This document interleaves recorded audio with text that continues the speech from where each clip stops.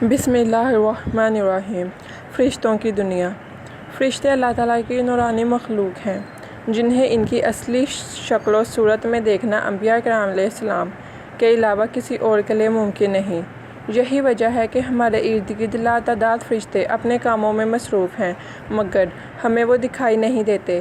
اگر وہ انسانی شکل اختیار کر کے ہمارے سامنے آئیں تو پھر انہیں دیکھنا ممکن ہے۔ انسان کی نسبت فرشتے عظیم مخلوق ہیں اور ان میں بھی چھوٹے ہیں اور بعض بڑے ہیں۔ فرشتوں میں بعض کے 2 پر ہیں اور بعض کے 600 پر ہیں۔ قرآن کریم میں ارشاد پاک ہے کہ اللہ تعالیٰ ہی کے لیے تمام تعریفیں ہیں جو آسمانوں اور زمین کا پیدا کرنے والا ہے اور 2 3 4 پروں والے فرشتوں کا اپنا قاصد پیغمبر بنانے والا ہے۔ بعض روایات کے مطابق جبرائیل امین علیہ السلام کے 600 پر دیکھے گئے ہیں اور ہر پر نے آسمان کو گھیر رکھا تھا۔ ان کے پروں سے مختلف رنگ اور قیمتی موتی بکھر رہے تھے۔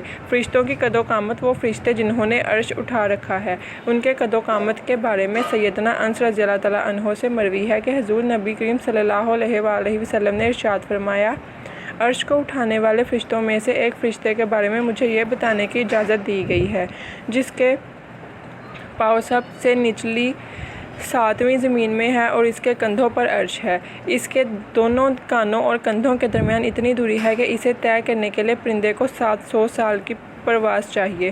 وہ فرشتہ کہتا ہے، یا اللہ تو پاک ہے جہاں بھی ہے اور جہاں بھی ہو۔ فرشتوں کی ضروریات۔ اللہ تعالیٰ نے فرشتوں میں شادی بیاہ کی حاجت نہیں رکھی، اس طرح انہیں کھانے پینے سے بھی بے نیاز کر دیا ہے۔ اس کی وضاحت قرآن مجید میں مذکور سیدنا ابراہیم علیہ السلام کے اس واقعے سے ہوتی ہے جس میں ہے کہ ابراہیم علیہ السلام کے پاس فرشتے آئے تو آپ صلی اللہ علیہ وسلم ان کے لیے فوراً گوشت لے کر آئے مگر انہوں نے اسے تناول نہیں کیا۔ اللہ تعالیٰ نے فرشتوں کو بیماری، سستی، کاہلی، دکھ، تکلیف، تھکاوٹ اور اکتاہٹ وغیرہ سے محفوظ رکھا ہے۔ وہ دن رات فقط اللہ کی اطاعت میں اپنے کاموں میں مصروف رہتے ہیں۔ قرآن مجید میں بیان ہوا کہ آسمانوں اور زمین میں جو کچھ ہے اسی اللہ کا ہے اور جتنے اسی کے پاس فرشتے ہیں وہ اس کی عبادت سے نہ سرکشی کرتے ہیں اور نہ تھکتے ہیں۔ وہ دن رات اللہ کی تسبیح بیان کرتے ہیں اور ذرا سی بھی سستی نہیں کرتے۔ فرشتے تقریباً عام طور پر آسمانوں میں رہتے ہیں جو صرف اللہ کے حکم سے مختلف کاموں کے لیے زمین پر اترتے ہیں اور پھر واپس آسمان پر چلے جاتے ہیں۔ قرآن مجید میں ایک اور مقام پر خود فرشتوں کی یہ بات مذکور ہے، ہم تیرے رب کے حکم کے بغیر نہیں اترتے۔ فرشتوں کی تعداد کتنی ہے اس کے بارے میں کوئی تفسیر نہیں ملتی کیونکہ اللہ تعالیٰ کا فرمان ہے، تیرے رب کے لشکروں کو اس کے سوا اور کوئی نہیں جانتا۔ بعض احادیث سے معلوم ہوتا ہے کہ فرشتوں کی تعداد بہت زیادہ ہے، بلکہ اندازہ ہوتا ہے کہ انسانوں اور جنوں سے بھی ان کی تعداد زیادہ ہے۔ سیدنا ابو ذر رضی اللہ تعالیٰ عنہ سے مروی ہے کہ اللہ کے رسول صلی اللہ علیہ وآلہ وسلم نے فرمایا، آسمانوں میں کہیں 4 انگلیاں جگہ بھی ایسی نہیں جہاں کوئی نہ کوئی فرشتہ سجدہ ریز نہ ہو۔ سیدنا عبداللہ بن مسعود رضی اللہ تعالیٰ عنہ سے مروی ہے کہ اللہ کے رسول صلی اللہ علیہ وآلہ وسلم نے فرمایا، قیامت کے روز جہنم کو اس حال میں لایا جائے گا کہ اس کی 70 لگامیں ہوں گی اور ہر لگام کے 70,000 فرشتے ہوں گے جو اسے کھینچ کر لا رہے ہوں گے۔ فرشتوں کی ایک اہم خاصیت یہ ہے کہ وہ اللہ تعالیٰ کے حکم سے اپنی شکل و صورت کے علاوہ کوئی اور صورت بھی اختیار کر سکتے ہیں۔ یہ صورت کسی ایسے انسان کی بھی ہو سکتی ہے جسے دیکھنے والے پہچان لیں۔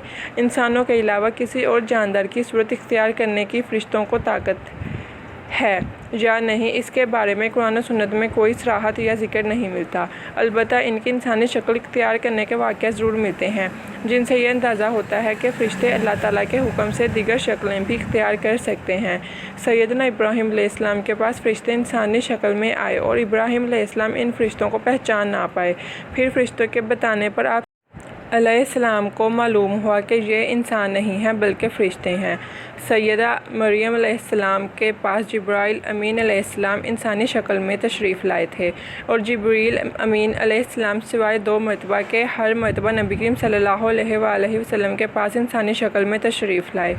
فرشتوں کی طاقت۔ اللہ تعالیٰ نے فرشتوں کو انسانوں اور جنوں سے کئی گنا زیادہ قوت و طاقت عطا کر رکھی ہے۔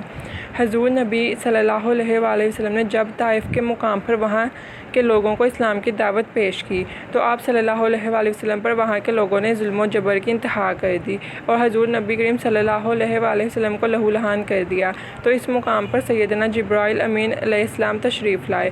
انہوں نے آواز دی اور کہا کہ اللہ تعالیٰ حضور نبی کریم صلی اللہ علیہ وآلہ وسلم کے بارے میں آپ کی قوم کی باتیں سن چکا ہے، جو انہوں نے آپ کے خلاف اقدام کیا وہ بھی دیکھ چکا ہے۔ آپ کے پاس اللہ تعالیٰ نے پہاڑوں کا فرشتہ بھیجا ہے، آپ ان لوگوں کے بارے میں جو چاہیں اس فرشتے کو حکم دیں۔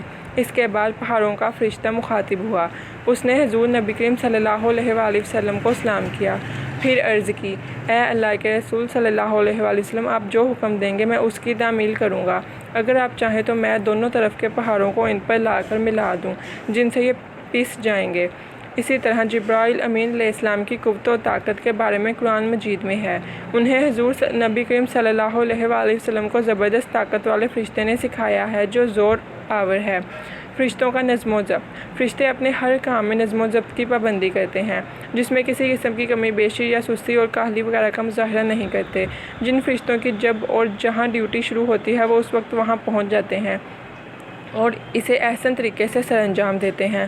فرشتوں کی موت، جس طرح انسانوں کی پیدائش اور موت کے مختلف مراحل ہوتے ہیں، فرشتوں کے لیے یہ مراحل نہیں ہیں، یعنی دنیا میں نئے انسان پیدا ہوتے ہیں اور پہلے موجود انسان فوت ہوتے رہتے ہیں، لیکن اس کے برعکس جب اللہ تعالیٰ نے فرشتوں کو پیدا کیا ہے تب سے وہ زندہ ہے اور قیامت قائم ہونے تک جب تک اللہ پاک چاہیں گے وہ زندہ رہیں گے، تب تک اللہ تعالیٰ کی طرف سے انہیں جو ذمہ داریاں دی گئی ہیں انہیں احسن طریقے سے وہ پورا کرتے رہیں گے۔ لیکن جب قیامت آئے گی تو یہ فرشتے بھی موت سے دوچار ہوں گے، پھر ایک ایسا وقت آئے گا جب کائنات میں اللہ تعالیٰ کے علاوہ کوئی چیز زندہ نہ رہے گی۔ اسی صورتحال کو قرآن مجید میں اس طرح بیان کیا گیا ہے، زمین پر جو ہیں سب فنا ہونے والے ہیں، صرف تیرے رب کی ذات جو عظمت اور عزت والی ہے وہی باقی رہ جائے گی۔